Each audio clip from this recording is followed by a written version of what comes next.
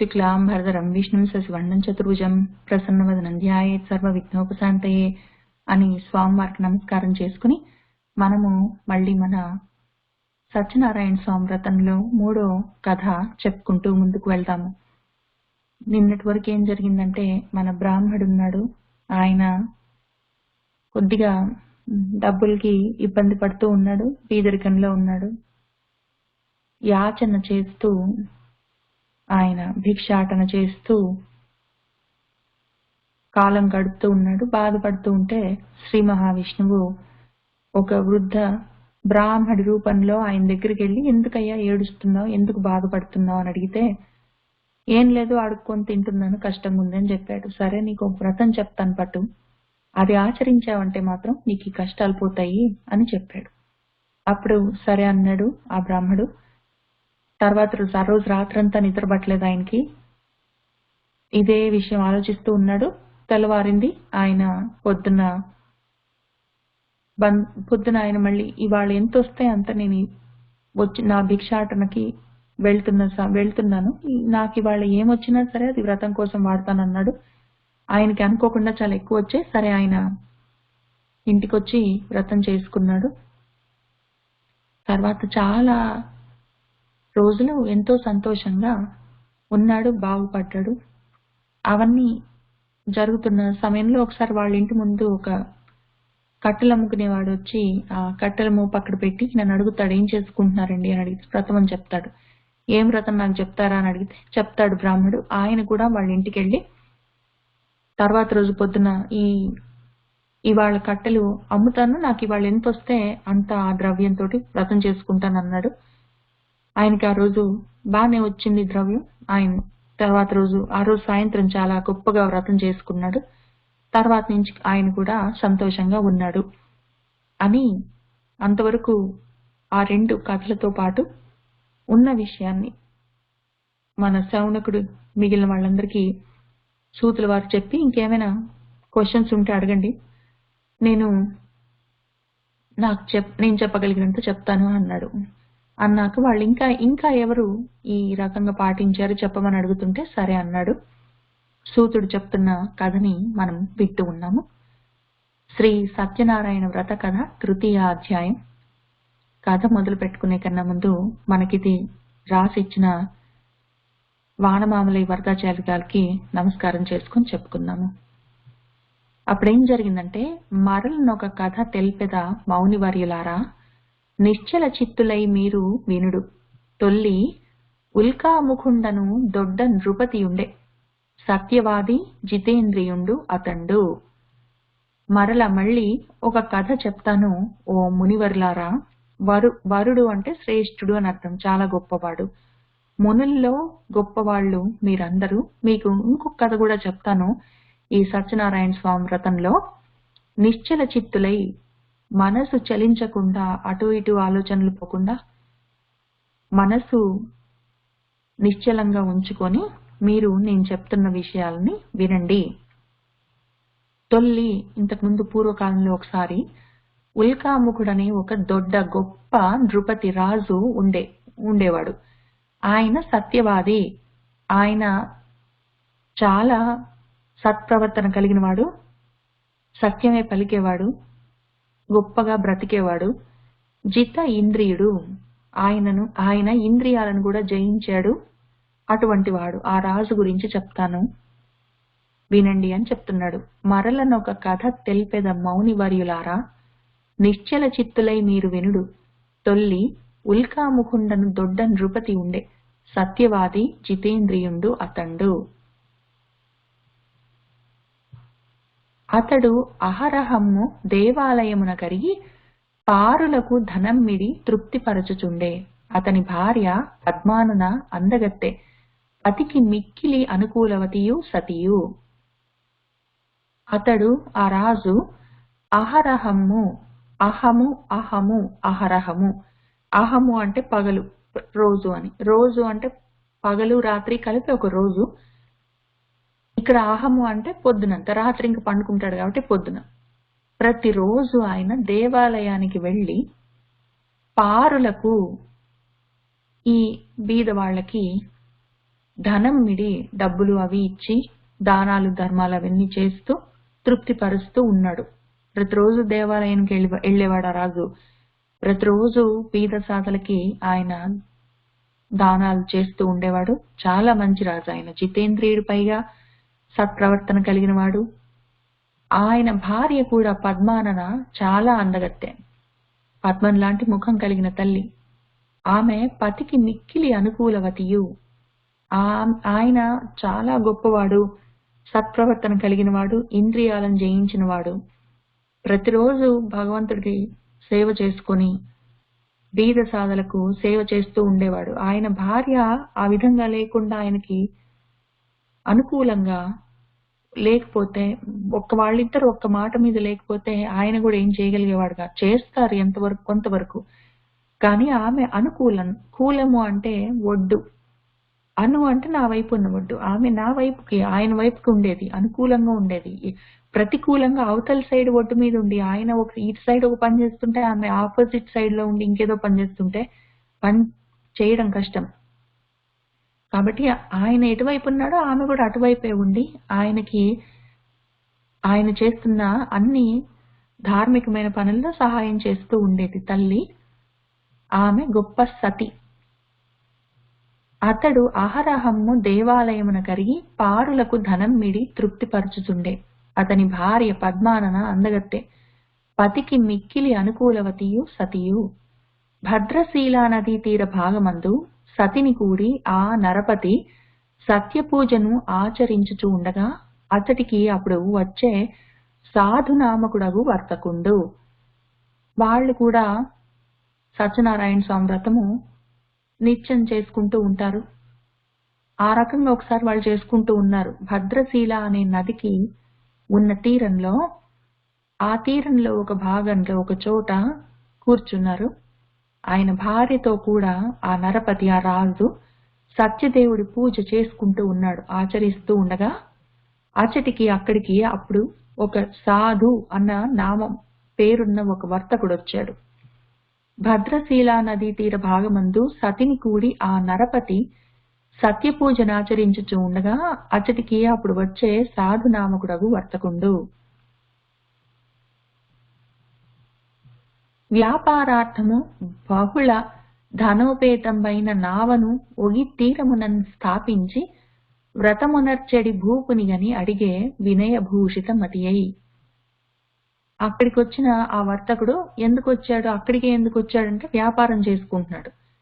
ఆ ఒక పడవలో ఆయన ఏమి వర్తకం చేయదలుచుకున్నాడు, ఆయన వస్తువులను అందులో పెట్టుకొని ఆ చుట్టుపక్కల ఉన్న రాజ్యాలకి వాటికి వెళ్ళి అక్కడ ఆ ఊళ్ళల్లో అమ్ముతూ ఆ వచ్చిన ధనాన్ని ఆయన ఇంటికి తీసుకొని వెళ్ళేవాడు. ఇంతకుముందు పాతకాలంలో 3 నెలలు 6 నెలలు అట్లా పడవల్లో చాలా సరుకులు అవన్నీ తీసుకొని దూరదేశాలకు వెళ్ళి అట్లా అమ్ముతూ ఉండేవాళ్ళు. కుదిరితే వాళ్ళ ఊళ్ళో అమ్ముకుంటారు. ఇంకా కొంచెం మార్కెట్ ఎక్స్పాండ్ చేయాలనుకుంటే పక్క ఊళ్ళల్లో అమ్ముతారు. ఒక్కొక్కసారి ఈ ఊరికి ఆ ఊరికి మధ్యలో అడవులు అవన్నీ అడ్డంగా ఉంటే అడవులు రాత్రిపూట దాటడం కష్టము, ఎందుకంటే చీకట్లు అవన్నీ ఉంటాయి కాబట్టి పొద్దున పూట వెళ్తూ అట్లా ఆ రకంగా కూడా పక్క ఊళ్ళకి వెళ్ళి వ్యాపారం వర్తకం చేసేవాళ్ళు. ఆ తర్వాత ఇంకా కొంచెం వ్యాపారాన్ని ఎక్స్పాండ్ చేద్దాం అనుకున్నప్పుడు, ఇంకా కొంచెం వాళ్ళు వ్యాపారం పెరుగుతూ ఉన్నప్పుడు కొంచెం దూరం కూడా వెళ్లాల్సి వచ్చేది. నదులలో పడవలేసుకొని వెళ్ళడం, ఇంకా కొంచెం పెద్దగా అవుతే సముద్రాలు కూడా దాటుతూ పక్క దేశాలకు కూడా వెళ్ళడం. మనకు కూడా సముద్రాలు దాటుతూ మన వాళ్ళు స్పైస్ రోడ్లను ఉంటాయి, సిల్క్ రోడ్లను ఉంటాయి. ఇటు మన ఇండియా నుంచి, నేపాల్ నుంచి, చైనా నుంచి అటు సైడ్ బ్రిటన్ వైపు ఆ దారులన్నీ ఉన్నాయి అక్కడ. ఈ ఒక చోట ఈ స్పైసీ లవంగాలు అట్లాంటివి, యాలక్కాయలు అవన్నీ ఎక్కువ పండుతాయి. ఒక్కొక్క చోట కొంతమంది ఈ బట్టలు బాగా చక్కటి అందమైన బట్టలు తయారు చేస్తారు. అట్లా ఎవరికి ఏముంటే అవి ఆ రకంగా సముద్రాల పైన కూడా వెళ్లి వర్తకం వాణిజ్యం చేసేవాళ్ళు. ఆ రకంగా ఇతను కూడా వ్యాపారార్థం వచ్చాడు. వస్తూ అటు సైడ్ నుంచి వెళ్తూ ఉంటే ఆ నది పక్కన కూర్చొని రాజు, ఆయన భార్య వాళ్ళు చేసుకుంటున్నారు వ్రతం. ఆయన బహుళ ధనోపేతమైన నావను, బాగా డబ్బులు ఉన్నాయి ఆ నావ నిండా వస్తువులన్నీ అమ్ముకున్నట్టున్నాడు. చాలా డబ్బులొచ్చినట్టున్నాయి. అవన్నీ అందులో పెట్టుకున్నాడు. దాన్ని ఒగి అక్కడ ఆపాడు నావని. తీరంలోనే స్థాపించి ఆయన వ్రతమునర్స్తున్న ఈ భూపాలుణ్ణి రాజుని చూసి వినయంతో కూడిన మతితో బుద్ధితో ఆయన అడిగాడు. వ్యాపారార్థము బహుళ ధనోపేతంబైన నావను ఒగి తీరమునను స్థాపించి వ్రతమునర్చెడి భూపునిగని అడిగే వినయభూషిత మతియై భక్తియుక్త చేతస్కులై ప్రభువరేణ్య తామొనర్చెడి వ్రత ఫలితం అదేదో వినగ కోరెదన్ ఎంతయూ వేడ్కతోడా తెలుపవేయన నరపతి పలికెన్ ఇట్లు. ఆయన అడిగాడు, ప్రభువరేణ్య ఓ రాజా, భక్తియుక్త చేతస్కులై, చేతస్ అంటే మనసు, భక్తితో కూడిన మనసుతో తాము మీరు వనరుస్తున్న చేసుకుంటున్న ఈ వ్రతం ఏంటి, దాని ఫలితం ఏంటి, అవి వినక కోరెదను, వినాలనుంది ఎంతో వేడుకతోటి, ఎంతో గొప్పగా సంతోషంగా వినాలనుంది. మీరు ఏదో వ్రతం చేసుకుంటున్నారు, అది ఏమి వ్రతము, దాని ఫలితం ఏమి, ఎందుకు చేసుకుంటున్నారు, ఇంత భక్తితో చేసుకుంటున్నారు, దీని గురించి తెలుసుకోవాలనుంది, నాకు చెప్తారా, తెలుపవే అనన్ ఆ నరపతి పలికెన్ ఇట్లు. ఆ రాజు అన్నాడు, తప్పకుండా చెప్తాను పట్టని. ఆయన చెప్తూ ఉన్నారు రాజు. భక్తియుక్త చేతస్కులై ప్రభువరేణ్య తాము ఒనర్చెడి వ్రత ఫలితం అదేదో వినగ కోరన్ ఎంతయో వేడ్కతోడా తెలుపవే అన నరపతి పలికెన్ ఇట్లు. సంతతిని కోరినే భగవంతున్ అతుల తేజు విష్ణు వనజనయున్ సేవింతున్ ఇటులు అనగా విని కడు సంతసపడి సాదరముగా సాధువు పలికెన్. ఆ రాజు ఏం చెప్పాడంటే, సంతతిని గోరి, నాకు పిల్లలు కావాలని నేను భగవంతుడు అతుల తేజుడు, ఎంతో మహా తేజోమూర్తి అయిన విష్ణువు, శ్రీ మహావిష్ణువు, వనజనయనుడు, పద్మాల్లాంటి కళ్ళున్న శ్రీ మహావిష్ణువు, మహా తేజోమూర్తి భగవంతుడు, ఆయనకి పూజ చేసుకుంటున్నాను. ఎందుకు అంటే పిల్లల కోసం అని చెప్పాడు. ఆయన్ని సేవింతున్ ఇటులా, ఈ విధంగా, అందుకని వ్రతం చేసుకుంటున్నాను అనగా విని కడు సంతసపడి, ఆయన చాలా సంతోషించాడు. సాదరముగా, ఆదరము, ఆదరం అంటే భక్తితో, ఆదరంతో నిండిన మనసుతో ఆ సాధువు ఈ విధంగా అన్నాడు. సంతతిని కోరినే భగవంతున్ అతుల తేజు విష్ణు వనజనయున్ సేవింతున్ ఇటుల్ అనగ విని కడు సంతసపడి సాదరముగా సాధువు పలికెన్.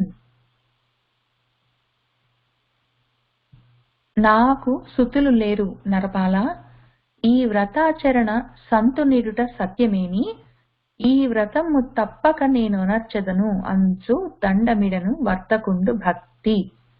ఆయన చాలా సంతోషించాడు. ఆయనకి ఎగ్జైట్మెంట్ ఎక్కువైంది.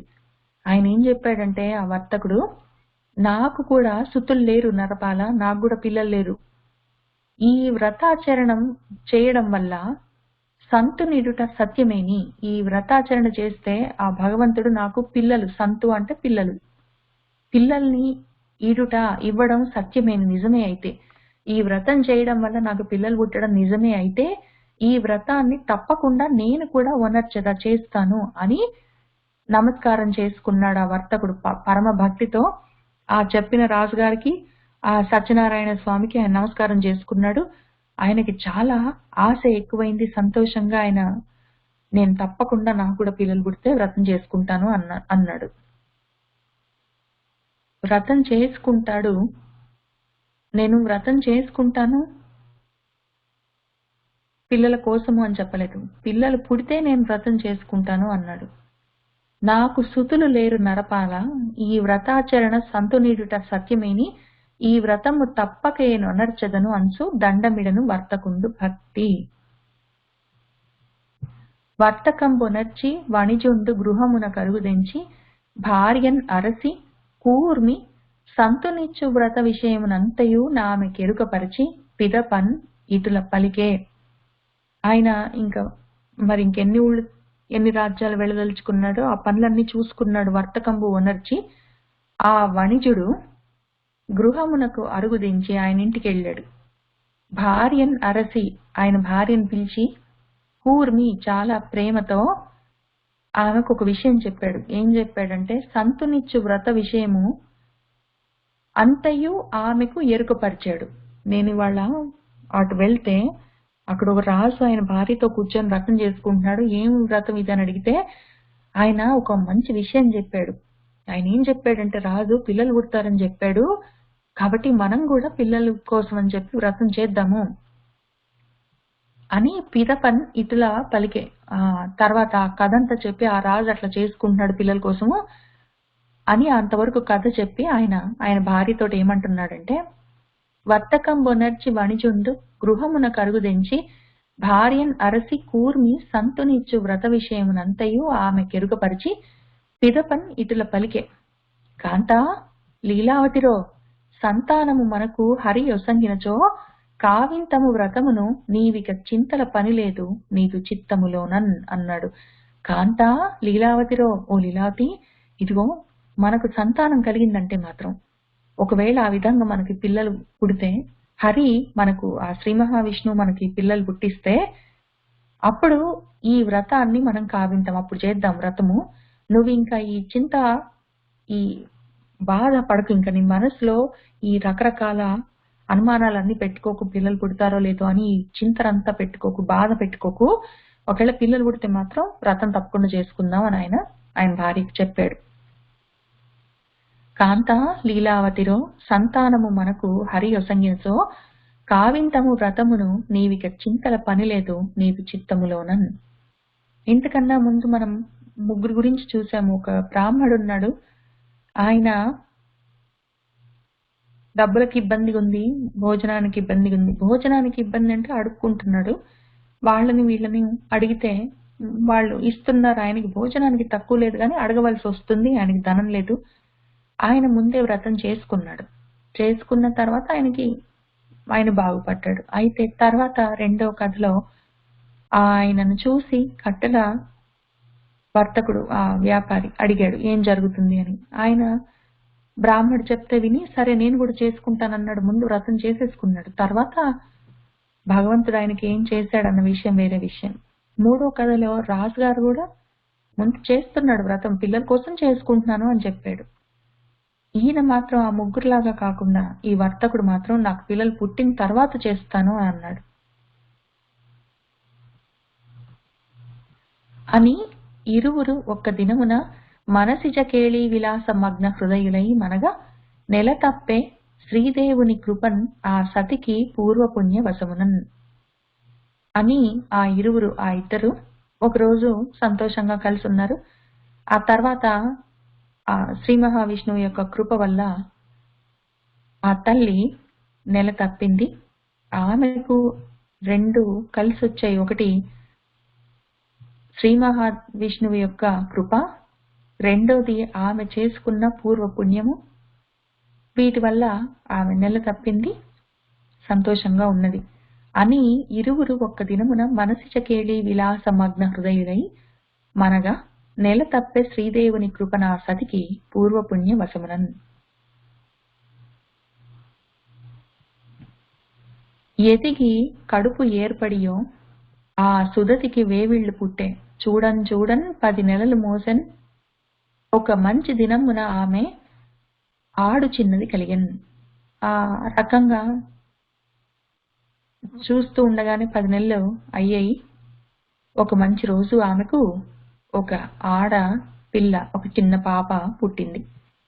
ఎదిగి కడుపు ఏర్పడే ఆ సుదతికి వేవిళ్లు పుట్టే చూడన్ 10 నెలలు మోసే ఒక మంచి దినమున ఆమెకు ఆడు చిన్నది కలిగెన్. లీలావతి ఒడిలోపల బాలామణి పూర్ణ కలల భాసిలగని తాము ఆ లోలాక్షులు బాలకు ఓలిగా కళావతి అటంచు ఒక పేరిడుటన్. ఆ లీలావతి ఒళ్ళో పెట్టుకుని కూర్చున్నప్పుడల్లా ఆ పాప, చిన్న బుజ్జి పాప పూర్ణ కళ్ళతో చాలా అందంగా ఉంది. ఎంతో అందమైన కళలతో ఉన్న ఆ పాపను చూసి అందరూ అబ్బా ఎంత కళలతో ఉంది, గొప్ప కళావతి అని అందరూ పొగిడారు. ఆ పాపకు అదే విధంగా కళావతి, కళలతో ఉన్నది పూర్ణ కళలతో అని కళావతి అని పేర్లు పెట్టారు. లీలావతి ఒడిలోపల బాలామణి పూర్ణ కళల భాసిలగని తాము ఆ లోల అక్షులు, లోల అంటే కదులుతూ ఉన్న, అక్షులు అంటే కన్నులు, చంచలంగా చెంగు చెంగున ఎగురుతూ ఉన్న, గెంతుతున్న జింక పిల్లల్లాగా, లేళ్లలాగా ఉన్న, లేదా చేప పిల్లల్లాగా కదులుతూ ఉన్న అందమైన కళ్ళున్న వాళ్ళు ఆడవాళ్ళు. యూజువల్ గా ఆడవాళ్ళని చపలాక్షులు, లోలాక్షులు అని పిలుస్తారు. అందమైన కదులుతూ ఉన్న కళ్ళతో ఉన్నవాళ్ళు అని. వాళ్ళందరూ కలిసి ఆ బాలకు ఓలిగ కళావతి అటన్సు ఒక పేరు ఈడుటన్ పెట్టారు. అందములకు ఇక్క రూపము నందన అల చుక్క దినదినాభివృద్ధిన్ సుందరి సితపక్షమున చందురు వలె కానిపించి జనుల కనులకున్.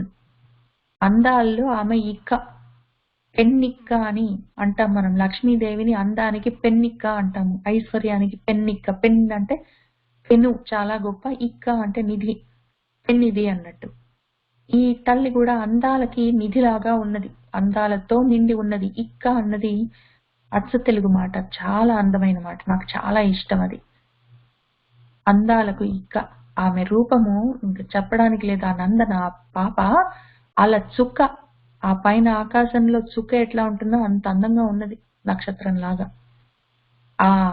ఈ అందాల చుక్క, ఆ అందాల ఇక్క, ఆమె దినదినాభివృద్ధి చెందుతూ ఉన్నది ఆ సుందరి. ఆమె శీతపక్షంలో అంటే మన శుక్లపక్షంలో చంద్రుళ్లాగా రోజు రోజుకి ఆమె కళలు పెరుగుతూనే ఉన్నాయి, తగ్గడం కాకుండా. ఆ రకంగా చంద్రుళ్లాగా, శుక్లపక్షంలో చంద్రుళ్లాగా ఆమె అందం పెరుగుతూనే ఉన్నాయి, ఆమె కళలు పెరుగుతూ ఉన్నాయి. ఆ రకంగా కానిపించే జనుల కనులకు, ఆమె అందరూ ఆమెను చూస్తూ ఉన్నారు. ఆమె చాలా అందంగా, గొప్పగా, సకల కళలతో పెరుగుతూ ఉన్నది. అందములకు ఇక రూపము నందన అల చుక్క దినదినాభివృద్ధిన్ సుందరి సితపక్షమున చందురు వలె కానిపించే జనుల కనులకున్. అప్పుడు లీలావతి తాను ఈ పగిది వచించే సుమధుర ఈరితములను ఓయప్ప మును మ్రొక్కిన వ్రతం ఇప్పటికిని చేయవేమి హేతువో చెప్పుమా అని అడిగింది. అప్పుడు లీలావతి ఆయన భర్త దగ్గరికి వెళ్ళి ఈ పగిది వచించే, ఈ పగిది అంటే ఈ రకంగా ఆమె అన్నది సుమధురంగా ఈరితముల మాటలతో, మధురమైన మాటలతో ఆమె ఆయనని ఆమె భర్తతో ఇట్లా అంటున్నది. ఓయప్ప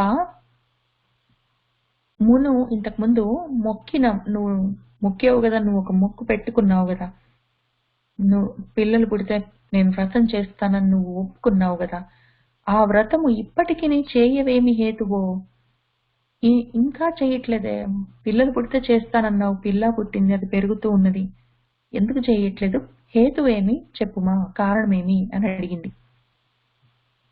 అప్పుడు లీలావతి తాని పగిది వచించే సుమధుర ఈరితములను ఓయప్ప మును మ్రొక్కిన వ్రతం ఇప్పటికి చేయవేమి హేతువో చెప్పుమా అని అడిగింది.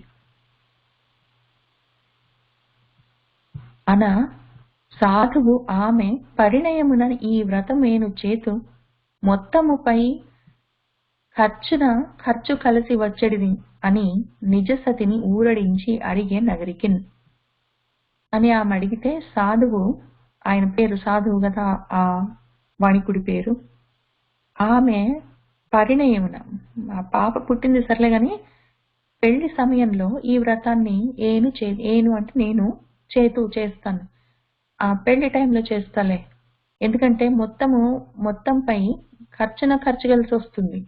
మొత్తం అంటే డబ్బు విషయంలో ఈ ఖర్చులో ఆ ఖర్చు కలిసిపోతుంది. పెళ్లి ఖర్చు మళ్ళీ సపరేట్గా ఒక వ్రతం ఖర్చు ఇంకెందుకు, ఈ ఖర్చు ఆ ఖర్చు కలిసి వస్తుంది, ఒకటేసారి చేస్తాను అని నిజసతిని ఊరడించి, ఆమె అట్లా చేస్తే తప్పు కదా, మనం పిల్లలు పుడితే వ్రతం చేస్తామన్నాం కాబట్టి మరి చేస్తామని ఆమె అంటుంటే లేదని ఆమె ఏదో ఒకటి చెప్పి ఊరడించి నగరికి అడిగే, ఆయన పనులకు వెళ్ళిపోయాడు.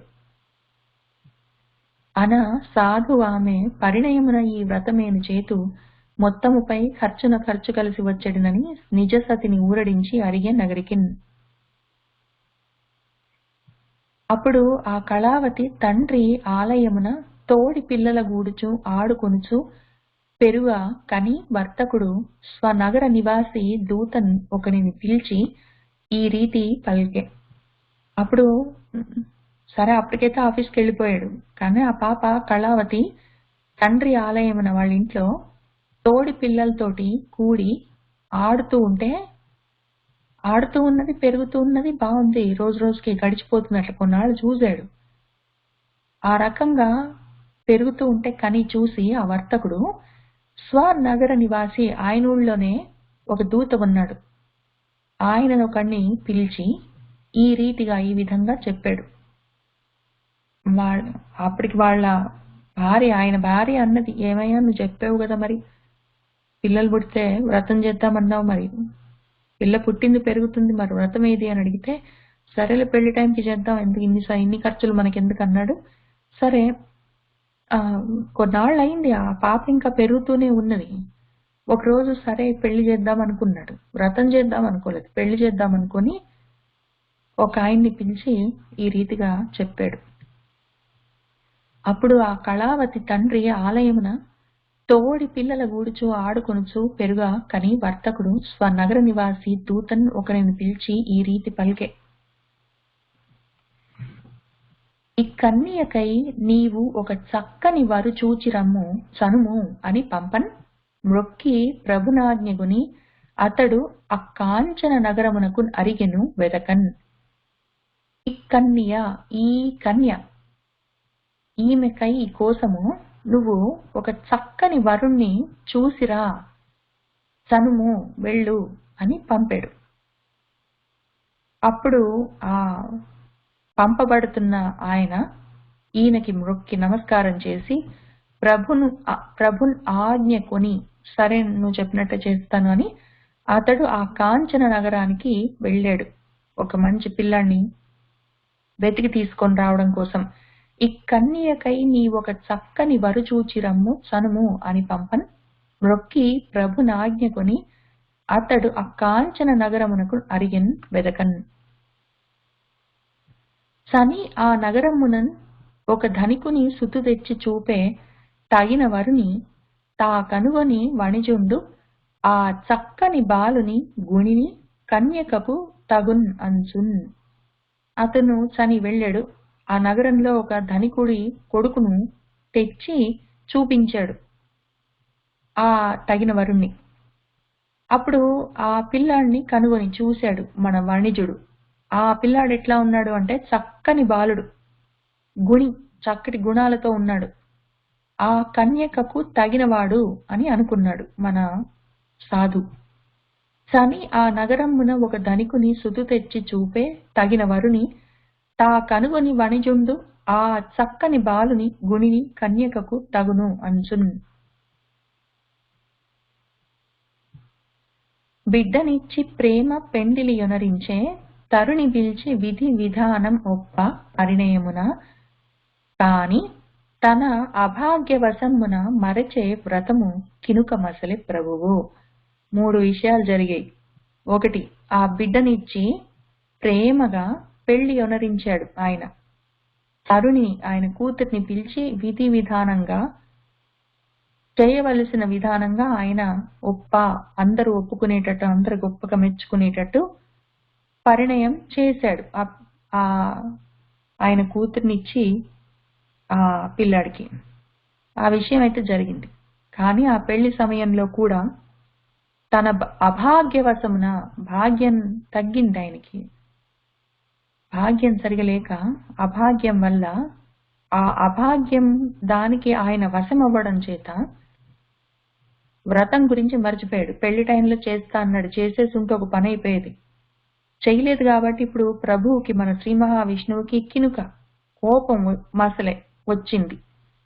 ఈ శ్రీ మహావిష్ణువుకి కోపం ఎందుకు రావడం? ఏదో పనిలో పని ఆ పెళ్లిలోనే ఈ వ్రతం చేసేస్తే అయిపోయేది. ఇప్పుడు ఇక్కడ శ్రీ మహావిష్ణువుకి కోపం రాకుండా ఉండేది, ఇటు ఈయనకి అభాగ్యం పట్టుకోకుండా ఉండేది. అటు ఓ పని అన్నాను, నేను చేశాను, అయిపోయింది అనుకుంటూ తిరగొచ్చు, ప్రశాంతంగా ఉండేది. మిగిలిన వాళ్ళు ముగ్గురు మళ్ళీ మన సీనియర్లు, ఫస్ట్ మన బ్రాహ్మడు, ఆ తర్వాత మన కట్టెలు అమ్ముకుంటున్నవాడు, తర్వాత మన రాజు.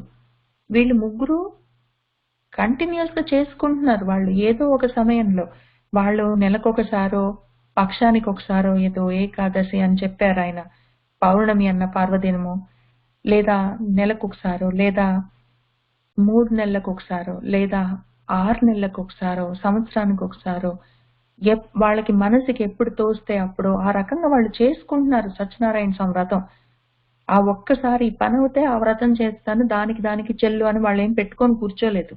నాకు ఈ కష్టం ఉంది చేసుకుంటున్నాను అనుకున్నారు. కష్టం తీరిన తర్వాత చేస్తాను అనలేదు. ఒకసారి చేశాను ఇంక అయిపోయింది, మళ్ళీ చేయవలసిన అవసరం లేదు అని అనుకోలేదు.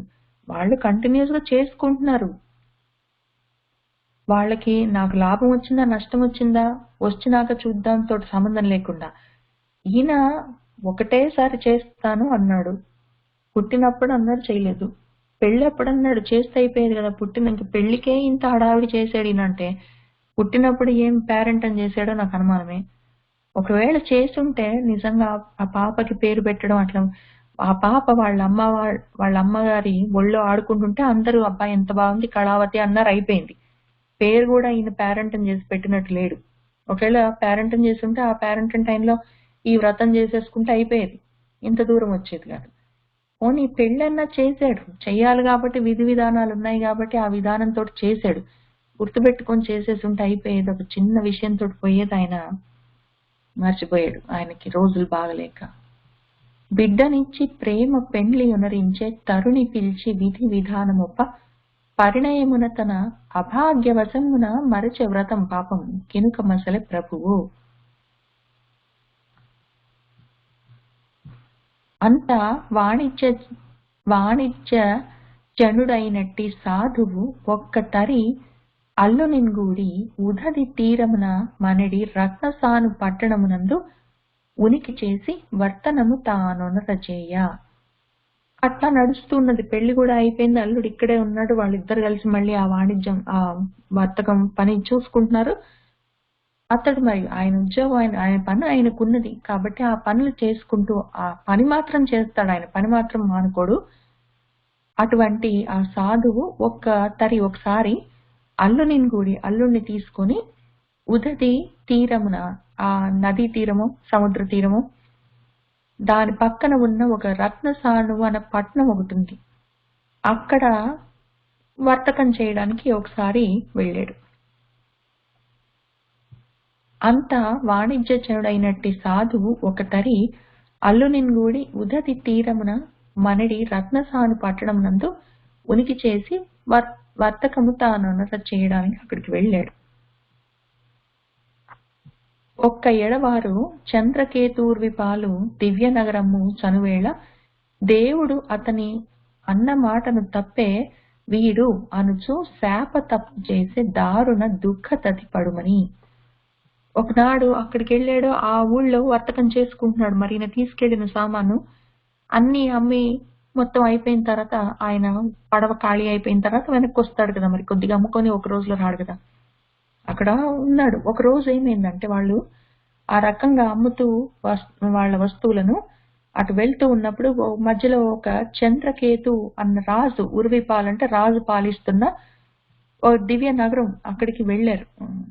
అయితే ఇదంతా చూస్తూ ఉన్నాడు సత్యనారాయణ స్వామి. ఆయనకు ఆ దేవుడు ఏమనుకున్నాడంటే మనసులో, అన్న మాటను తప్పే వీడు అనుచు శాపతప్తుణ్ణి చేశాడు. ఈ దారుణమైన దుఃఖాలు అనుభవిస్తాడు వీడు అని ఆయన అనుకున్నారు. ఒక్క ఎడవారు చంద్రకేతు ఉర్విపాలు దివ్యనగరము చనువేళ దేవుడు అతని అన్నమాటను తప్పే వీడు అనుచు శాపతప్తు చేసే దారుణ దుఃఖ తతి పడుమని. ఆ దినమునందే తస్కరుండు అర్ధరాత్రి ద్రుపది విత్తము దొంగిలి కపట వృత్తి సొలసి వర్తకులు నిదురించు చోటకు అల్ల యురికి వచ్చెను ద్రుపభటుల్ తరుముచుండా. ఆ రోజు రాత్రి ఏమైందంటే, తస్కరుడు ఒకడున్నాడు, దొంగ. అర్ధరాత్రి పూట ద్రుపది విత్తము, ఆ రాజు దగ్గర డబ్బులు దొంగిలించి ఆ కపట వృత్తితోటి దొంగతనం చేశాడు. సొలసి అలసిపోయి ఈ వర్తకులు పడుకున్నారు ఒక చోట. అక్కడికి అల్లా చోటికి వాళ్ళు ఉరికి పరిగెత్తుకుంటూ వచ్చారు. ఎందుకు వాళ్ళు ఇక్కడికి పరిగెత్తుకుంటూ వచ్చారంటే, రాజభటులు చూశారు వీళ్ళు దొంగతనం చేసి ఆ దొంగ రాజు దగ్గర ఉన్న డబ్బుని దొంగతనం చేసి ఆ దొంగ పరిగెత్తుకుంటూ వెళ్తుంటే రాజభటులు చూశారు, వెంబడించారు. వాళ్ళు తరుముతూ ఉంటే ఆ దొంగ పరిగెత్తుకుంటూ వచ్చి వీళ్ళు ఎక్కడ పండుకున్నారో వాళ్ళకి రోజు బాగలేదు మరి. సత్యదేవుడికి కోపం వచ్చింది. కాబట్టి వీళ్ళు పండుకున్న చోటికి వాడొచ్చాడు. ఆ దినమునందే తస్కరుండు అర్ధరాత్రి నృపతి విత్తమ్ము దొంగిలి కపట వృత్తి సొలసి వర్తకులు నిద్రించు చోటికి అల్లా ఉరికి వచ్చెను నృపభటులు తరుముచుండా. అధిక ధనభార వశగతిన్ అరుగలేను పట్టుబడదను నేను అని భయము చెంది ప్రభుని విత్తమున్ అచ్చోట పారవైచి పారిపోయే వారికి కనబడని ఎట్లు. అయితే వాడు పరిగెత్తుకుంటూ వచ్చాడు, వీళ్ళిద్దరు అక్కడ పడుకొని కనిపించారు. అధిక ధనభారం, బాగా ఎక్కువ డబ్బులు, ఆశ ఎక్కువైంది ఆయనకి. రాజుగారి దగ్గర డబ్బులు కాబట్టి కొద్ది కొద్ది కాదు, చాలా ఎక్కువ ఉన్నాయి. చాలా ఎక్కువ డబ్బుల్ని ఆయన ఒక సంచిలో వేసుకుని ఆ బంగారం కాయిన్స్ ఏమో గోల్డ్ కాయిన్స్ ఏం వేసుకున్నాడు ఆయన. పాపం భారంగా ఉంది, అది బరువు ఎక్కువ ఉంది. దీన్ని ఇంత భారాన్ని నేను మోసుకుంటూ పరిగెత్తలేను, అనవసరంగా పట్టుబడిపోతా, కాబట్టి ఇది మంచిది కాదు అని భయపడ్డాడు. భయం చెంది ఆ ప్రభుని విత్తము, ఆ రాజుగారి డబ్బు ఆ చోట పారేసి పారిపోయాడు, వాళ్ళకి కనపడకుండా. అధిక ధనభార వశగతిని అరుగలేను పట్టుబడదను అని నేను అని భయము చెంది ప్రభుని విత్తమున్ అచ్చోట పారవైచి పారిపోయే వారికి కనపడనియట్లు. అరుదెంచు నృపభటులు ఇద్దురు పోయేడి శెట్టి పజ్జ దొరికిన విత్తమ్ము అరుసుకొని వీరలే తస్కరులు అని బంధించి కొంచెం సనసాగిరి ఒగిన్. ఆ వస్తున్న నృపభటులు రాజభటులు నిద్రపోతున్న శెట్టిని వీళ్ళ పజ్జ పక్కన దొరికిన ఈ విత్తము డబ్బును అరసికొని చూసుకున్నారు. ఈ మూట వీళ్లే తస్కరులు అని వాళ్ళను బంధించి కొంచుకొని సనసాగిరి కొంచెం అంటే తీసుకొని సనసాగిరి అంటే వెళ్తూ ఉన్నారు. ఒగిన్ గబగబ. అరుదెంచు నృపభటులు నిద్రపోయేడి శెట్టి పజ్జ దొరికిన విత్తము అరసుకొని వీరలే తస్కరులు అని బంధించి కొంచు సనసాగిరి ఒగిన్.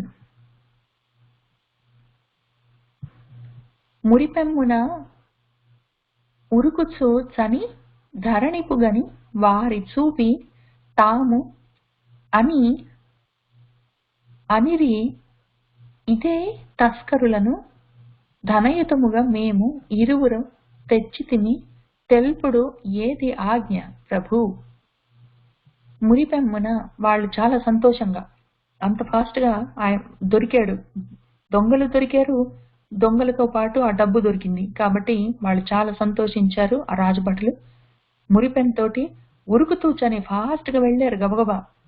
ధరణిపు గని, ఆ ధరణి యొక్క రాజు మనవాణ్ణి కని చూసి వారిని చూపించి, వీళ్ళిద్దరిని చూపించి ఇదిగో ఏం చెప్పారంటే ఇదే తస్కరులు, ఇదిగో వీళ్ళే దొంగలు, ధనయుతముగా వాళ్ళు దొంగిలించిన డబ్బుతో పాటుగా మేము ఇరువుర వాళ్ళిద్దరిని పట్టుకొని తెచ్చాం, ఏది ఆజ్ఞ తెలుపు, మరేం చేయమంటావు చెప్పు ప్రభు అని అడిగారు.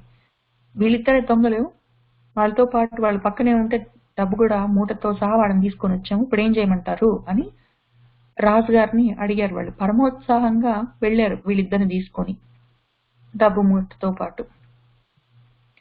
మురిపెమ్మున ఉరుకు చూసని ధరణిపుగని వారి చూపి తాము అనిరి ఇదే తస్కరులను ధనయుతముగా మేము ఇరువురం తెచ్చితిమి తెలుపుడు ఏది ఆజ్ఞ ప్రభు.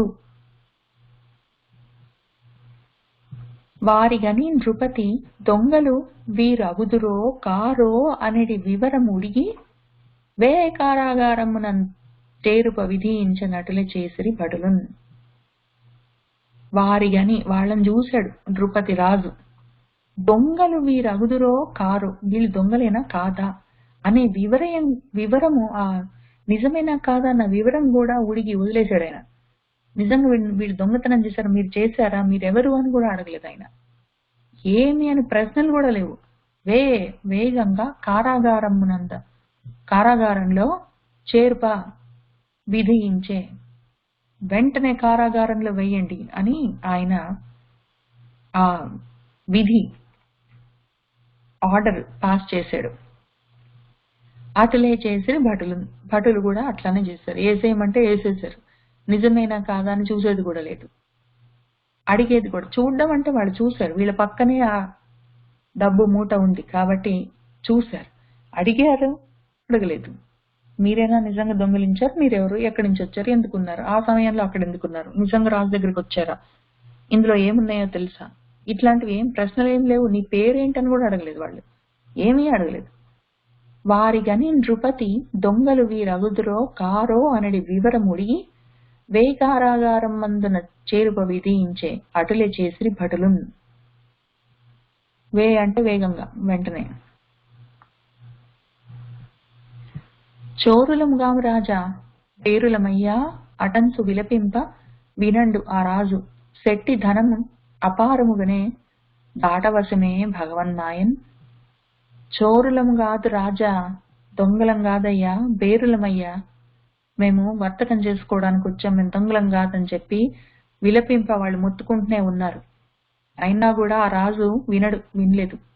ఆ శెట్టి ధనాన్ని, ఈ రాజుగారి మూటని, ఈ పాపం వీళ్ళిద్దరు కూడా అన్ని రోజులు అక్కడుండి వర్తకం చేసుకున్నారు. వాళ్ళు కూడా వాళ్ళ వస్తువులు అమ్మి వాళ్ళు చాలా డబ్బులు సంపాదించుకున్నారు. పాపం వాళ్ళ డబ్బుని, ఈ పక్కన ఆ దొంగ పడేసిపోయిన మూటని, అన్నిటినీ అపారమైన వాళ్ళ డబ్బుతో సహా కొనెను. మొత్తమే పాపం వీళ్ళకున్న డబ్బుతో సహా అన్ని పోగొట్టుకున్నారు. వీళ్ళు జైల్లో ఉన్నారు ఇప్పుడు. దాటవశమే భగవన్ మాయన్, దేవుడి మాయని ఎవరైనా దాటగలరా? చోరులముగాము రాజా బేరులమయ్యా అటన్సు విలపింప వినండు ఆ రాజు, శక్తి ధనమున్ అపారముగనే దాటవశమే భగవన్మాయన్. సత్యదేవ శాప సంతప్తుడగు శెట్టి ఇంటిలోన ధనము అదెల్ల నట్లే దోచుకొనగబడియే దొంగల గుంపుచే, వాని భార్య చాలా వంతకుందే. ఈ సత్యదేవుడు అన్ని రకాల కష్టాలు, ఆయన దుఃఖ తతి అన్నాడు. ఒక్క దుఃఖం అనలేదు, దుఃఖాల సమూహము. తతి అంటే గ్రూప్. ఒక్క దుఃఖం కాదు, అన్ని కష్టాలు వస్తాయి అని ఆయన అన్నారు సత్యదేవుడు. వీళ్ళు కావాలంటే వీళ్ళన్న మాట పొల్లిపోవచ్చు, సత్యదేవుడు అన్న మాట అసలు పైగా మామూలు దేవుడు కాదు ఆయన, సత్యదేవుడు అన్నమాట సత్యమై తీరుతుంది.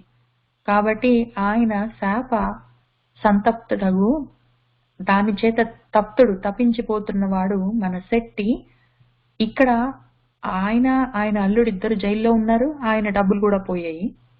ఆయన ఇంట్లోని ధనము అదెల్లని, అది కూడా అట్లే దోచుకొనగబడే దొంగల గుంపుచే. అదే టైంలో వాళ్ళ ఇంట్లో కూడా దొంగలు పడి వీళ్ళ డబ్బులన్నీ మొత్తం దోచుకున్నారు. ఆయన భార్య చాలా వంత అంటే దుఃఖం చెందింది, ఆమె కూడా చాలా కుంగిపోయింది. సత్యదేవ శాప సంతుప్తుడగు శెట్టి ఇంటిలో ఉన్న ధనం అదెల్లని అట్లే దోచుకొనగబడే దొంగల గుంపుచే, వాని భార్య చాలా వంతగుంది. ఆది వ్యాధుల చేతన్ బాధం పడి వాని భార్య ప్రతి దినమున క్షుద్బాధార్తి గడప అనాథననుచు పికిరమనుకు నడయాడు వగన్.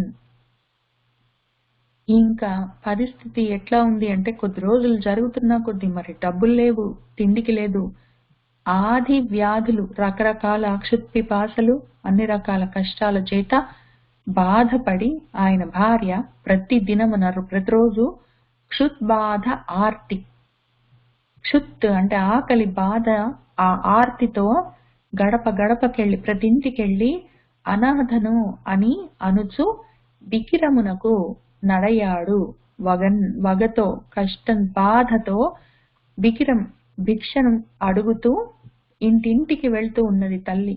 ఆకలేస్తుంది, అనాథని ఏమైనా పెడతారా అని ఇంటింటికెళ్ళి అడుక్కొని వచ్చి ఆమె తింటూ ఉన్నది. అంత బాధలో ఉన్నది ఇప్పుడు. ఆది వ్యాధుల చేతన్ బాధం పడి వాని భార్య ప్రతిదినమున క్షుద్బాధార్తి గడప గడపకు అనాథననుచు బిగిరమునకు నడయాడు వగన్. చేసింది వాళ్ళ హస్బెండ్, భర్త తప్పు చేస్తే ఆమెందుకు బాధపడాలి అంటే తో కలిసి ఉన్నందుకు. ఒకవేళ ఆయన ఇప్పుడు కాదులే, పిల్ల పుట్టినాక చేద్దాం, ఇప్పుడు పిల్ల పుట్టింది కదండి మళ్ళీ ఇప్పుడు చేద్దామంటే ఇప్పుడు కాదులే, పెళ్ళెప్పుడు చేద్దాం, మళ్ళీ పెళ్లి కూడా అయిపోయింది కదా ఇంకా చేయకపోతేవే అని అడగడం లేదు. ఇంకా ఫస్ట్ ఆఫ్ ఆల్ అడగడం, ఈ ఫస్ట్ పుట్టినప్పుడు కనీసం అడగడం అయినా అడిగింది. పెళ్లి తర్వాత ఆమె అడగను కూడా లేదు, ఆమె కూడా మర్చిపోయింది ఇన్నాళ్ళకి. ఏమయ్యా వ్రతం చేస్తా అంటుంది మరి చేయలేదని ఇంకా పెళ్లి తర్వాత ఆమె అడగను కూడా లేదు కనీసం. మరి కష్టాలు ఆయన మన ఇద్దరం కలిసి చేద్దామన్నాడు. ఒకవేళ ఆయన వినకపోతే మాట, లేదు పిల్లలు పుట్టిన తర్వాత వ్రతం చేస్తామని ఇద్దరం అనుకున్నాము, నువ్వు చేయకపోతే పర్వాలేదు, పెద్ద ఖర్చు కూడా అవసరం లేదు, నేను ఎంతలో ఉన్నంతలో నేనే చేసుకుంటాను, నువ్వు ఉంటే చేద్దాం, లేకపోతే ఇద్దరం, లేదా నేనైనా చేస్తాను, ఎంతలో ఒక అంతలో చేసుకుందామని ఆమెనా అనవలసింది కదా. పెద్ద ఖర్చుతోటి చేయమని ఏముందయ్యా, అవసరం లేదు. పెళ్ళెప్పుడు ఆ ఖర్చు ఈ ఖర్చు కలిసి వస్తుందంటే ఎంత ఖర్చు పెట్టి చేస్తావు, ఎంతో కొంత ఉన్నంతలో ఇప్పుడు చేద్దాం పట్టు, పెళ్లి సమయంలో అప్పుడు చూసుకుందాం అని ఆమెనా అనలేదు. మరి వ్రతం, సత్యవ్రతం వాడికొకటి వీడికొకటి ఉండదు. ఎవరికి వాళ్ళు సత్యం మీద నిలబడి ఉండాలి. మరి లేకపోతే కష్టాలు. నేను చేసిన తప్పేమి, నా హస్బెండ్ వల్ల నాకు ఇంత కష్టాలు వచ్చాయని పక్కన వాళ్ళ మీద తోసి వేయడానికి అవకాశం లేదు. ఎంతటి వాళ్లకు ఉన్నంతలో వాళ్ళ వ్రతాన్ని చేసుకోవలసిందే. ఆ వ్రతం ఏంటో కూడా చూద్దాము. ఆది వ్యాధుల చేతన్ బాధం పడి వాని భార్య ప్రతిదినమున క్షుద్బాధార్తి గడప గడపకు అనాథననుచు పిగిరమునకు నడయాడు వగన్. మరైతే ఆయనకు ఆయన భార్యకు, పోని వాళ్ళిద్దరు అనుకున్నారు, వాళ్ళు చేయలేదు వ్రతం. మరి ఆయన కూతురికి ఆయన అల్లుడికి ఏమొచ్చింది కష్టం అంటే, ముందు కూతురు మరి పుట్టింది, పెరిగింది, పెళ్లి కూడా చేసుకుంది. ఇంత దూరం వచ్చిన తర్వాత ఒక్కసారైనా ఆ అమ్మాయి వినకుండా ఉన్నదా? ఈ వాళ్ళ అమ్మ వాళ్ళ నాన్న ఆమె పుడితే వ్రతం చేసుకుంటామని అన్నారు అన్న విషయం ఆమె ఒక్కసారి కూడా ఆ పిల్ల వింటూ ఉంటే వాళ్ళు అనలేదు. కాబట్టి ఆమెకి తెలీదు, అసలు వ్రతం ఉన్నదని తెలియదు కాబట్టి ఆమెకి చేసే అవకాశం లేదని పోనీ అనుకున్నా కూడా.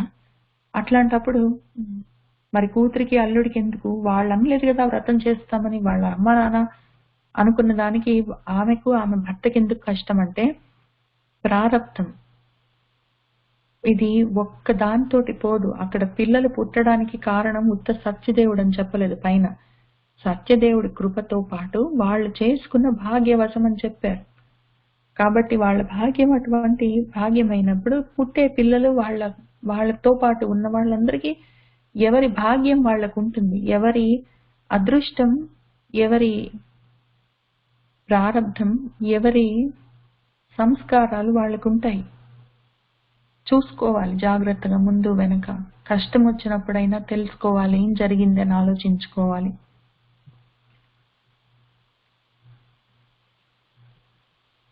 వాని బిడ్డ కళావతి తాను కూడా తిరిపెమునక ఇంటికి తిరుగదొడగే, ఓపలేని ఆకలి బాధ బాపుకొనక ఎంచి ఒకనాడు బ్రాహ్మణునింటికి అరిగే. వాళ్ళ బిడ్డ, వాళ్ళ పాప కళావతి తాను కూడా తిరిపెమునకు, ఈ భిక్షాటనకు ఇంటింటికి తొడగే, ఇంటింటికి తిరగడం మొదలుపెట్టింది. ఓపలేని ఆకలి బాధ బాపుకొనగా, ఆమెకు కూడా బాగా ఎక్కువ ఆకలింది, ఓర్చుకోలేకపోయింది. దాన్ని బాపుకోవడానికి, తీర్చుకోవడానికి ఎంచి అనుకొని ఒకనాడు ఒక బ్రాహ్మడి ఇంటికి వెళ్ళింది. వాని బిడ్డ కళావతి తాను కూడా తిరిపెమునకు ఇంటికి తిరగదొడగే, ఓపలేని ఆకలి బాధ బాపుకొనగా ఎంచి ఒకనాడు బ్రాహ్మణునింటికి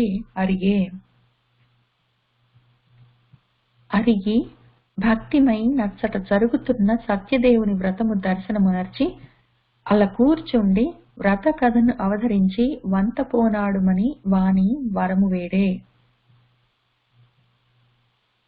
అడిగింది, అక్కడికి వెళ్ళింది. భక్తిమై భక్తితో అక్కడ జరుగుతున్న సత్యదేవుని వ్రతాన్ని దర్శనమునర్చి చూసింది.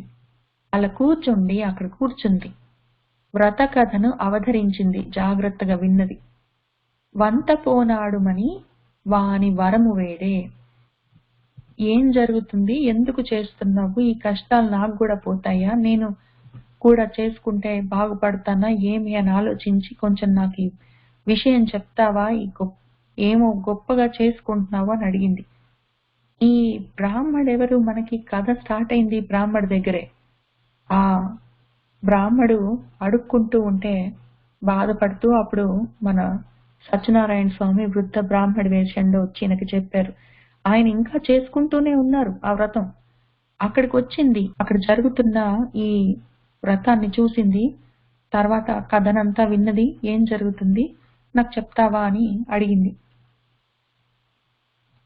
ఆ ప్రసాదము భుజించి అర్ధరాత్రి ఇల్లు చేరన్ అప్పుడు దాని తల్లిగాంచి కన్నుల నీర్నించి ప్రేమమై కారవించి భారముగా ఊర్పు విడిచి తా పలికెన్ ఇట్లు. ఆ ప్రసాదాన్ని తిన్నది. వాళ్ళు ఆ వరం ఇచ్చారు కదా ప్రసాదం. ఆమెకు వంట కష్టముంది, ఆకలి బాధ, దాన్ని అది పోయేటట్టు ఏమైనా పెడతారా అని అడిగింది. వాళ్ళు ప్రసాదం పెట్టారు. ఆ ప్రసాదాన్ని భుజించింది, తిన్నది. ఎందుకంటే ఈ బ్రాహ్మడు ఏం చేస్తాడు, పొద్దునంత పనులు చేసుకొని సాయంత్రం పూట సాయంకాల సమయంలో కదా పూజ చేసుకుంటాడు. ఆయన ఆ విధంగా అప్పుడు మన వృద్ధ బ్రాహ్మడు చెప్పిన పద్ధతిలో చేసుకుంటూ ఉంటాడు. కాబట్టి రాత్రి సాయంత్రం అయింది, ఆయన వ్రతం చేసుకున్నాడు. ఆ పిల్ల అక్కడే కూర్చుంది, ఆ కథ అంతా విన్నది. ఏమైనా పెడతారా అని అడిగింది, ఆకలేస్తుందని. ఆ అమ్మాయికి ప్రసాదం పెట్టారు. ఆమె ఆ ప్రసాదాన్ని తిని ఇంటికి వచ్చేసరికి అర్ధరాత్రి దాటింది. అర్ధరాత్రి ఇల్లు చేరను. అప్పుడు ఆ పాప తల్లి ఆ పాపను చూసి కాంచి కనుల నీరు నుంచి కళ్ళలో నీళ్లు నింపెట్టుకుంది. ప్రేమతో గారవించింది, దగ్గరికి తీసుకొని భారంగా ఊర్పు విడిచి, ఆమె నిట్టూర్పు విడిచి తాను పలికెన్ ఇట్లు, ఈ విధంగా అన్నది. ఆ ప్రసాదము భుజించి అర్ధరాత్రి ఇల్లు చేరన్ అప్పుడు తాని తల్లిగాంచి కన్నుల నీర్నించి ప్రేమమై గారవించి భారముగా ఊర్పు విడిచి తా పలికెన్ ఇట్లు. పాపం అప్పుడెప్పుడో మన బీద బ్రాహ్మడికి మన స్వామివారు చెప్పిన వ్రతాన్ని ఆయన కట్టెల మోపు అమ్ముకునే వాడికి చెప్పారు, ఈ పాపకి చెప్పారు. ఆయన పాపం అదే పనిలో ఉన్నారు. ఆయన చేసుకుంటూ ఉంటారు బంధుమిత్రులతో పాటు. ఆయన అడిగిన వాళ్ళందరికీ చెప్తూ ఉన్నాడు. ప్రాయము వచ్చిన దానవు ఈ అర్ధ నిశీధమందు ఇటు తిరిగిన అమ్మ ఏమందురు లోకులు మాయునే అపకీర్తి అనిన మాత ఇటులన్. ప్రాయం వచ్చిన దాని వయసుకు వచ్చావమ్మా, 12-13 ఏళ్ళు వచ్చాయో 16 ఏళ్ళు వచ్చాయో. ఈ అర్ధ నిశీధమందు ఈ అర్ధరాత్రిలో ఇటు తిరిగిన ఈ రకంగా నువ్వు తిరుగుతూ ఉంటే అమ్మా ఏమందరు లోకులు చూసిన వాళ్ళు ఏమంటారమ్మా, నువ్వు అర్ధరాత్రి దాకా అక్కడక్కడ తిరిగి ఇంటికి వస్తే ఈ అపకీర్తి మాయునే, ఈ రకంగా అపకీర్తి వస్తే అది పోతుందా అమ్మా అని అన్నది. వాళ్ళమ్మ గట్టిగా అరవడం, తిట్టడం, ప్రతిజ్ఞలు చేయడం, కొట్టడం ఇట్లాంటివన్నీ చేయలేదు. అమ్మా ఇటు తిరిగేవే తల్లి, ఎవరైనా చూస్తే ఏమంటారమ్మా, అర్ధరాత్రి దాటింది, చిన్నపిల్లవి, టీనేజ్ లో ఉన్నావు, ప్రాయం వచ్చింది నీకు, ఈ రకంగా వెళ్తే మంచిదేనా తల్లి అని వాళ్ళమ్మ అడిగింది. అడిగితే ఆ మాటకు అనిన మాతకు ఆ తల్లికి ఇటుల అని ఆ పాప ఆ కళావతి ఈ రకంగా జవాబు చెప్తూ ఉన్నది. ప్రాయము వచ్చిన దానవు ఈ అర్ధ నిశీధమందు ఇటు తిరిగిన అమ్మ ఏమందురు లోకులు మాయునే అపకీర్తి అనిన మాతకు ఇటులన్ను. అమ్మా నే ద్విజాలయమ్మున వాంఛలదీర్చునట్టి సత్యదేవు వ్రతము దర్శనం ఒనర్ప తడవయ్యన్ అన తల్లి మనమున్ ఆ వ్రతమ్ము ననుతమని. అయితే కళావతి ఏం చెప్పిందంటే, అమ్మా నేను ద్విజ ఆలయమున, ఆలయం అంటే నివాసం, ఇల్లు, ఆ బ్రాహ్మడి ఇంట్లో వాంఛల తీర్చు, కోరిన కోరికలు తీర్చే అటువంటి సత్యదేవుడి వ్రతాన్ని దర్శనం ఒనర్ప చూస్తూ ఉన్నానమ్మా. అక్కడ వ్రతం చేసుకుంటుంటే అక్కడ చూస్తూ ఉండిపోయాను. అందుకని తడవయ్యే, అందుకని లేట్ అయిందమ్మా అని అన్నది. ఆ తల్లి మనం కూడా వ్రతం చేసుకుందాము అన్నది. ఈ మనం కూడా చేసుకుందాము అని కూతురును పెట్టుకొని చేసుకునే ఈ వ్రతం ఆమె ఇంతకుముందు ఎప్పుడో చేస్తే అయిపోయేది. ఆమె కూడా మర్చిపోయింది. ఆమెకు కూడా ఆ అభాగ్యవశము ఆ వర్తకుడు ఒక్కొక్కడికే కాదు, ఈమె భాగ్యం కూడా సరిగా లేక ఈమెకు కూడా ఇన్నాళ్ళు గుర్తురాలేదు. అమ్మా నే ద్విజాలయమున వాంఛల తీర్చినట్టి సత్యదేవు వ్రతము దర్శనమునర్ప తడవయ్యన్ అన తల్లి మనము ఆ వ్రతమునర్తమని. ఈశ్వర వ్రతము మరచుటన్ ఇంత వచ్చే మనకు భ్రష్ట ప్రతిజ్ఞల అనుచు సాధ్వి ఆ వణి భార్య ముదితయ్యి ఆత్మ బంధుజనములను గూడి వ్రత సమాచరణ చేసే. ఈశ్వర వ్రతము, ఈశ్వరుడి గురించి ఈ వ్రతము మర్చిపోయాము. ఇంత ప్రమాదం వచ్చిందమ్మా మనకు. భ్రష్ట ప్రతిజ్ఞలము, మనము భ్రష్టం అంటే జారిపోవడం, ప్రతిజ్ఞ చేసి దాన్ని మర్చిపోయాము. ఆ జ్ఞాపకంలో నుంచి భ్రష్టమయ్యాం, జారిపోయామమ్మా. ఆ ఆలోచన జారిపోయింది, జ్ఞానం పోయింది, గుర్తు రాలేదు, అందుకని ఇంత కష్టం వచ్చింది అనుచు సాధ్వి ఆ సాధు మార్గంలోనే ఉన్నది. ఆమె మర్చిపోయింది ఈ విషయం, ఈ జ్ఞానం జారిపోయింది. కానీ ఇప్పుడు గుర్తు చేసుకుంది. ఆ వణిక్ భార్య ముదితయ్యి, మనసు ముడుచుకున్నది ఆమెకి అంతకన్నా ముందు. ఇప్పుడు ఆ ఆలోచన రాగానే పెద్ద మనసు చేసుకొని ఆత్మ బంధు జనములను కూడి, ఆమె బంధువులు ఉన్నారు చుట్టుపక్కల, వాళ్ళందరిని పెట్టుకొని వ్రత ఆచరణ చేసే ఆ వ్రతాన్ని ఆచరించింది. గొప్పగా ఆచరించింది ఆ వ్రతాన్ని. ఈశ్వర వ్రతము మరచుటను ఇంత వచ్చే మనకు భ్రష్ట ప్రతిజ్ఞలకు అనుచు సాధ్వి ఆ వణి భార్య ముదితయ్యి ఆత్మ బంధుజనములను గూడి వ్రత సమాచరణ చేసే. వ్రతము చేసి నాదు పతిని నా అల్లుని తప్పు సైచి వేగా తరలి వచ్చునట్లు చేయుమో ఇంటికి అని సత్యదేవుని ప్రార్థన మొనర్చే భక్తి మృక్కి. వ్రతం చేసి నా పతి, నా భర్త, నా అల్లుడు వాళ్ళిద్దరు చేసిన తప్పులను సహించు, తట్టుకో, వాళ్ళేవో తప్పులు చేశారు, ఆ తప్పు సహించు, వేగా తొందరగా తరలి వచ్చేటట్టు, మళ్ళీ వెనక్కి తిరిగి వచ్చేటట్టు చేయు, ఇంటికి వాళ్ళు వెంటనే వచ్చేటట్టు చూడు అని సత్యదేవుని ప్రార్థన మునర్చింది. సత్యదేవుణ్ణి ప్రార్థించింది భక్తితోటి, మొక్కి నమస్కరించి. వ్రతము చేసి నాదు పతిని నా అల్లుని తప్పు సైచి వేగ తరలి వచ్చినట్లు చేయుము ఇంటికి అని సత్యదేవుని ప్రార్థన మునర్చే భక్తి మొక్కి. ఆ వ్రతముతోడ సంతుష్టి నంది ప్రభువు సత్యనారాయణుడు ఆ చంద్రకేతు రాజునకు స్వప్నమందు దర్శనము సంగి పలికెన్ ఈ భంగిన్ ఆతండు భయమునంద. ఆ వ్రతం చూశాడు, దానికి సంతుష్టి చెందాడు మన ప్రభువు. సంతోషించి సత్యనారాయణ స్వామి ఆ చంద్రకేతు రాజుకి స్వప్నంలో, కలలో దర్శనమిచ్చి ఈ భంగి పలికాడు, ఈ విధంగా చెప్పాడు ఆ రాజుకి కల్లో కనిపించి. అతడు భయమునంతా, రాజు భయపడ్డాడు పాపం. ఆ వ్రతముతోడ సంతుష్టి నంది ప్రభువు సత్యనారాయణుడు ఆ చంద్రకేతు రాజునకు స్వప్నమందు దర్శనము సంగి పలికెని భంగి ఆ తండు భయమునందా. భూపాల, ఈ బందియ నేపుగా బంధింపబడిన ఈ పేరులన్నీ రేపే విడువుము, వారలదవు పూర్వధనము గొనిన అంతయు విడుమి అని చెప్పాడు. ఓ రాజా భూపాల, నీ బందిఖానాలో, నీ జైల్లో, చెరసాలలో ఏపుగా చక్కగా బంధింపబడ్డ ఈ బేరులు, ఈ బేరసారాలు చేసేవాళ్ళు, వాణిజ్యం చేసేవాళ్ళు, ఆ వర్తకులు, వాళ్ళని రేపు అంటే టుమారో అని చెప్పుకుంటాం మనం. రేపు అంటే టుమారో, అని అనుకుంటాము. కానీ రేపు అంటే తెలుగులో చాలా ఖచ్చితమైన అర్థం ఉంది. రేపు అంటే తెల్లవారుజామున అని అర్థం. రేపే అంటే రేపొద్దున్నే అని అర్థం. మాపు అంటే రేపు సాయంత్రం అని అర్థం. రేపు అంటే టుమారో కాదు. ఇంతకుముందు పైన చెప్పుకున్నాం మనము. అహము అంటే పగలు, రాత్రి. అహం అంటే పొద్దున్న. రేపు అంటే మాత్రం తెల్లవారుజామున, ఫస్ట్ తొలివేకువజామున.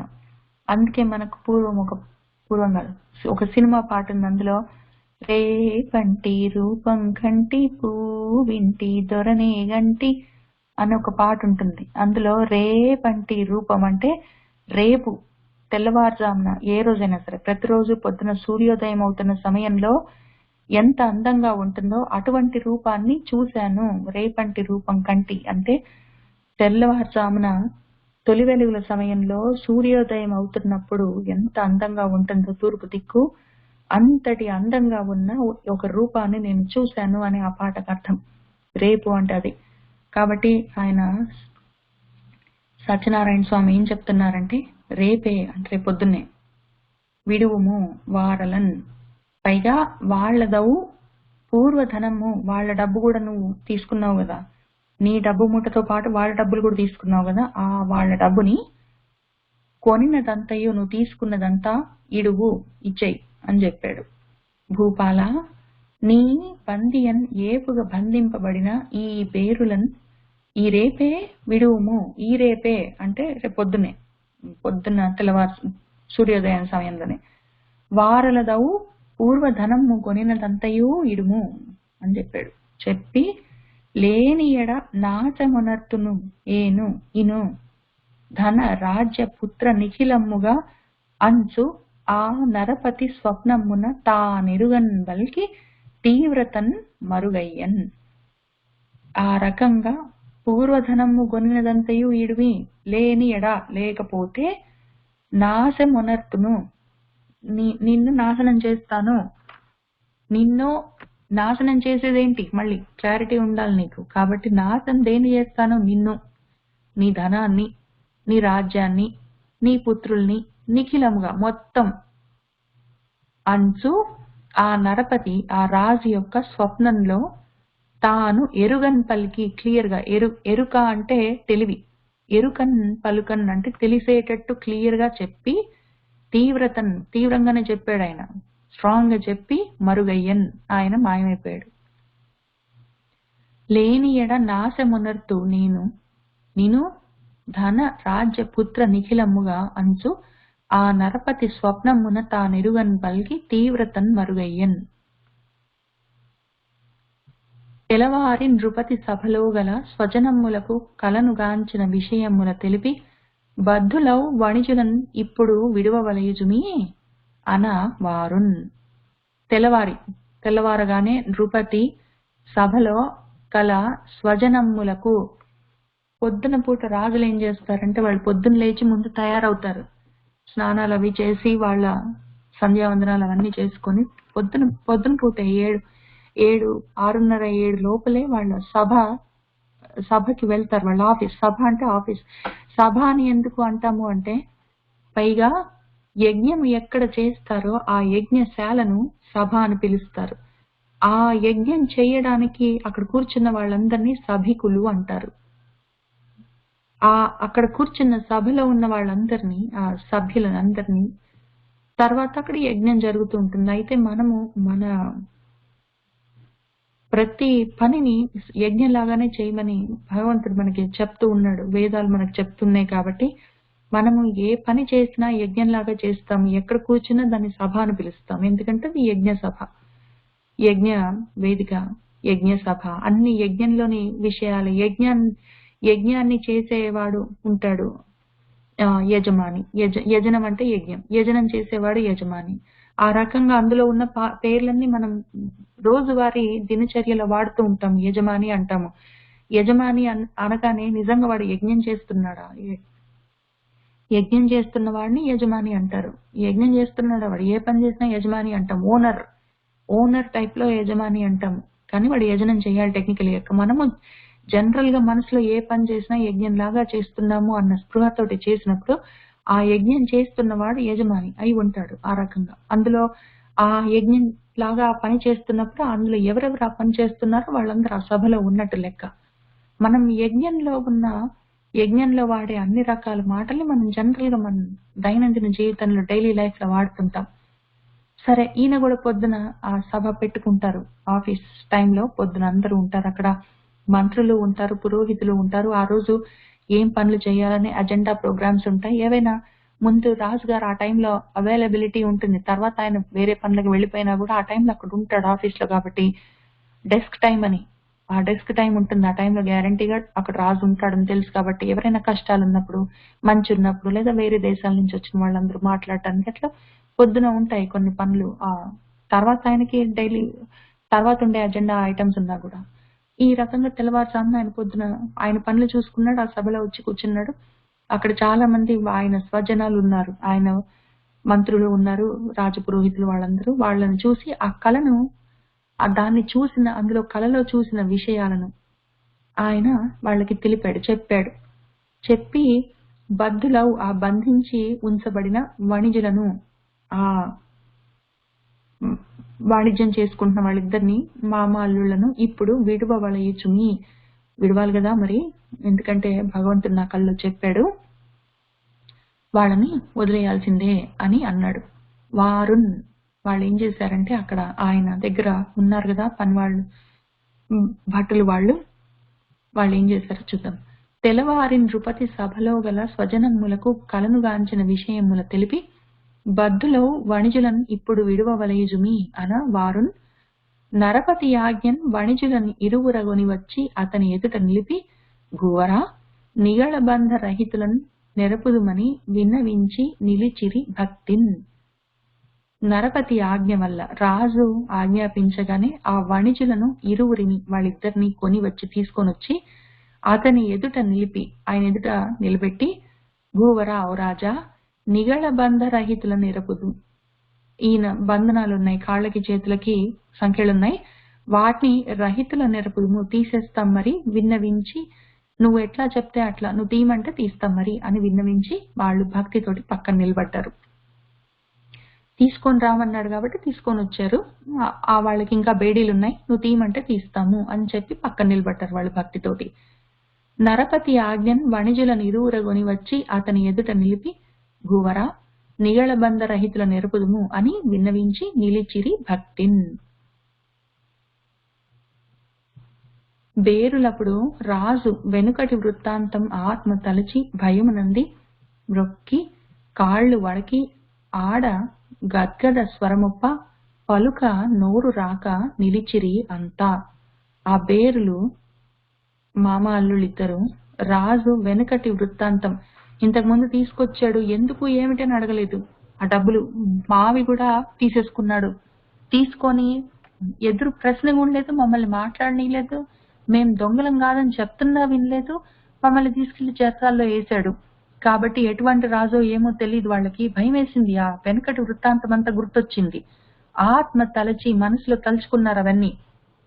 భయమునంది మళ్ళీ ఇప్పుడేం వచ్చింది, మొన్ననే పట్టుకొచ్చారు కొన్నాళ్ల కింద.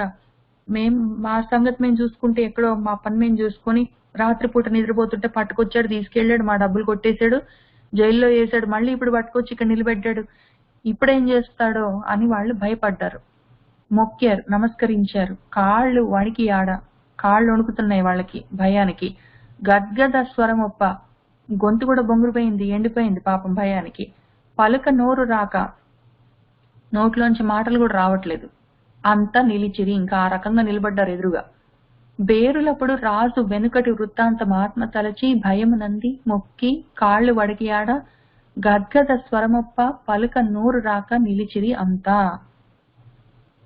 నరపతి కోమటి బిడ్డల పరమాదర దృష్టిగాంచి వచించెన్. ఓహో వెరువకుడు, నీకు ఇవి శ్రీహరి కృప తప్పుట కలిగే మహా దుఃఖముల్.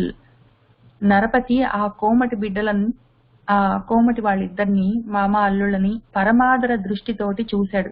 ఆదర దృష్టితోటి చూసి వచించే ఈ రకంగా అన్నాడు వాళ్ళిద్దరిని చూసి, ఓహో వెరువకుడు, నన్ను చూసి భయపడకండి, మీకు ఇవి శ్రీ హరికృప తప్పుట కలిగన్ మహాదుఃఖముల్. మీకు కలిగిన ఈ మహాదుఃఖాలు మీ పైన శ్రీ మహావిష్ణువు యొక్క కృప తప్పడం చేత కలిగాయి. ఆయన కృప మీ మీద లేకపోవడం, ఆయన దయ మీ మీద లేకపోవడం చేత మీకు ఇటువంటి దుఃఖాలు కలిగాయి. మీరు నన్ను చూసి భయపడవలసిన అవసరం లేదు. నరపతి కోమటి బిడ్డల పరమాదర దృష్టిగాంచి వచయించన్. ఓహో వెరువకుడు, మీకున్న ఇవి శ్రీహరి కృప తప్పుట కలిగే మహాదుఃఖముల్ అని వారి కాళ్ల సంఖ్యలను వీడగజేసి నృపుడు అలఘుమతి క్షురకర్మను చేయించి సువస్త్రాల అలంకృతులను ఇడి మనమలర మాటాడిన్ అని చెప్పాడు. మీ అదృష్టం బాగాలేదు, శ్రీ మహావిష్ణువు కోపం వచ్చింది కాబట్టి మీకు ఇన్ని దుఃఖాలు వచ్చాయి, భయపడాల్సిన అవసరం లేదు ఇప్పుడు అని వాళ్ళ కాళ్లకున్న సంఖ్యలను వీడగజేసి తీసేయండ్రా అంటే ఆ భటులు వాళ్ళిద్దరి కాళ్లకున్న సంఖ్యలను తీసేశారు. నృపుడు లఘు అంటే కొంచెం, అలఘు అంటే పెద్ద మనసు, అలఘుమతి అంటే పెద్ద మనసుతోటి రాజు క్షురకర్మం చేయించాడు. వాళ్ళు ఎన్నాళ్ల నుంచి ఉన్నారో ఆ జైల్లో, వాళ్ళకి గడ్డాలవన్నీ పెరిగి జుట్టంతా పెరిగి ఒక రకంగా ఉండి ఉంటారు ఇద్దరు. వాళ్ళిద్దరికి క్షురకర్మ చేయించి, షేవింగ్ అవన్నీ చేయించి, జుట్టు కటింగ్ అవన్నీ ఏం కావాలో వాళ్ళకి అవన్నీ చేయించి సువస్త్రాలు, చక్కటి వస్త్రాలను అలంకృతులను ఇడి ఆ పాత బట్టలు వేసుకొని ఎట్లా ఉన్నారో ఏమో వాళ్ళ ఆ జైల్లో, మంచి బట్టలు కూడా ఇచ్చాడు, క్షురకర్మ చేయించాడు, స్నానానికి అవకాశం ఇచ్చి ఉంటాడు, మంచి బట్టలు ఇచ్చాడు వాళ్ళకి. ఈ రకంగా అన్ని ఇచ్చి మనమలర వాళ్ళ మనసులు అలరించేటట్టు, వాళ్ళు చాలా సంతోషంగా ఉండేటట్టు చక్కగా మాట్లాడాడు కూడా, భోజనం కూడా పెట్టుంటాడు అని వారి కాళ్ల సంఖ్యలను వీడగజేసి నృపుడు అలఘుమతి క్షురకర్మను చేయించి సువస్త్రాలను అలంకృతులను ఇడి మనమలర మాటాడెన్. లలి తీయని మాటల వారలను ఇటు లోదార్చి వెనుక రాబట్టిన డబ్బునకు ఇనుమడి నొసగి తమింజనుమనే నిజ వసతి చేర సాధుయుగమున్. లలి ఎంతో లలితంగా తీయని మాటలతో వారలను ఇటులా ఓదార్చి మంచిగా మాట్లాడాడు. ఏం పర్వాలేదు, భయపడకండి, రోజులు బాగలేక ఒక్కోసారి అట్లా జరుగుతాయి, నాకు కూడా ఎందుకో మరి యూజువల్ గా నేను చాలా మంచివాడిని, ఏం జరిగిందని కనుక్కుంటాను, నేను అంత మరి దుర్మార్గుణ్ణి కాదు. ఆ రోజు ఎందుకో మరి నాకు మిమ్మల్ని చూస్తే ఏం జరిగిందని అడగాలని కూడా అనిపించలేదు, వెంటనే జైల్లో వేయాలనిపించింది. రోజులు బాగలేవు, మీకో నాకు, పోతే పోయిందిలే, పర్వాలేదు, బాధపడకండి అన్నాడు. అన్నం పెట్టాడు, వాళ్ళకి మంచి మాటలు చెప్పాడు, వాళ్ళని రకంగా ఓదార్చి వెనుక ఇంతకుముందు పాతప్పుడు వీళ్ళని పట్టుకున్నప్పుడు రాబట్టిన తీసుకున్న డబ్బునకు ఇనుమడి డబల్, ఇంతకుముందు వాళ్ళ దగ్గర ఎన్ని తీసుకున్నాడో ఎంత తీసుకున్నాడో రాజు, దానికి డబల్ డబ్బుని ఒసగి ఇచ్చి తమిన్ వాళ్ళని సంతోషంగా చనుమని ఇంక వెళ్ళండి అన్నాడు. నిజ వసతి చేరా, వాళ్ళు మీ ఇంటికి వెళ్ళమని అన్నాడు. ఆ సాధు యుగాన్ని వాళ్ళిద్దరు బయలుదేరారు. లలి తీయని మాటల వారలను ఇటు లోదార్చి వెనుక రాబట్టిన డబ్బునకు ఇనుమడి నొసగి తమిన్ జనుమనే నిజ వసతి చేర సాధుయుగమున్. పాల తలమ్ములు సోక నృపాలకు పాదముల కెరికి ప్రభువర్య మా ఏలిక వగు నీ కృపచే నాలయమున కరుగ భాగ్యమబ్బెనటన్సున్. పాల తలమ్ములు సోక, రెండు చేతులు ఎత్తి వాళ్ళు నమస్కారం చేసి వాళ్ళ పాల తలాలు అంటే వాళ్ళ నుదుర్లు తాకేటట్టు నృపాలకు పాదాలకు ఎరగి అంటే నమస్కరించి గౌరవించి వాళ్ళిద్దరూ తలలు వంచి రాజు పాదాలకి వాళ్ళ నుదురు తాకేటట్టు మరి నమస్కారాలు చేశారు ఇద్దరు.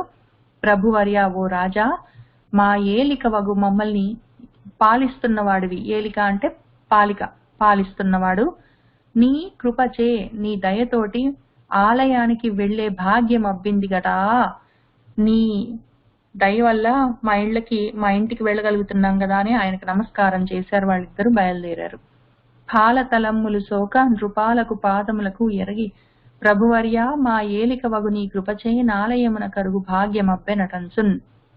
ఇది శ్రీ వానమామలై వరదాచారి కృతంబగు ఆంధ్ర సత్యవ్రత కల్పమునందు తృతీయాధ్యాయం సంపూర్ణం.